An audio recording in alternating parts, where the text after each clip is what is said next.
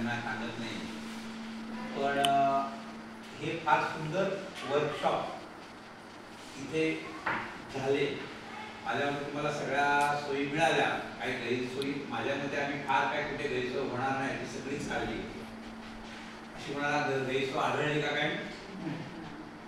तर म्हणजे तुमचं 800 लोकांमधले 20 लोकांचं 15 लोकांचं भाग हे पहिली गोष्ट. हे सर्टिफिकेट काढण्यासाठी एवढा डाटा लागतो, एवढ्या गोष्टी लागतात. आणि मग आता तुम्हाला उद्योजक म्हणून तिथून आम्ही बाहेर पडताना आम्हाला खूप आनंद वाटत आहे. मला तर खूप गर्व वाटत आहे आमच्या कलांबद्दल आणि आमच्या प्रतिक्षणाबद्दल. त्यासाठी मेहनत तर तुम्हाला लक्षात आली सगळी किती करावी लागते, कारण असं झटकन मिळत नाही. तुम्ही सेवा विभागात बसला तरी फार अडचणी असतात आणि खूप पैसे. तर तुम्ही आता उद्योजक म्हणून ऑफिशियली झाला.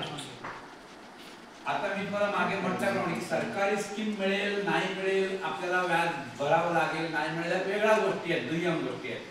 पण आपण ह्याच्या नावाने करंट अकाउंट चालू केलं, आपला एक उद्योग चालू केला दाखवत दिसतं. आणि एकदा तुम्ही तुमचं प्रोप्रायटर नावाने फर्म सारखं दाखवलं की तुम्ही तुमच्यासाठी सुद्धा वेगळे पैसे पीएफ साठी किंवा पगारासाठी वेगळे करायला सुरुवात केली, तर तुमचा टोटल एक्सपेन्स मध्ये हा एक माणसाचा पगार म्हणून बाजूला झाला. कारण आपण काय करतो, पैसे कमवतो आणि आपल्या धंद्यात वापरतो, आपण आपल्या धंद्यात आपल्यासाठी वेगळे काढतच नाही, बरोबर आहे. आणि एक वेळ कधी कधी अशी येते, काही वेळा धंदा बसतो, काही वेळा कॉम्पिटिटर वाढतात, काही वेळा प्रॉब्लेम येतो, भाड्याची जागा सोडावी लागते, जागा बदलावी लागते आणि आपण दुसऱ्या ठिकाणी जाताना आपला धंदा कधी कधी कमी पण होतो.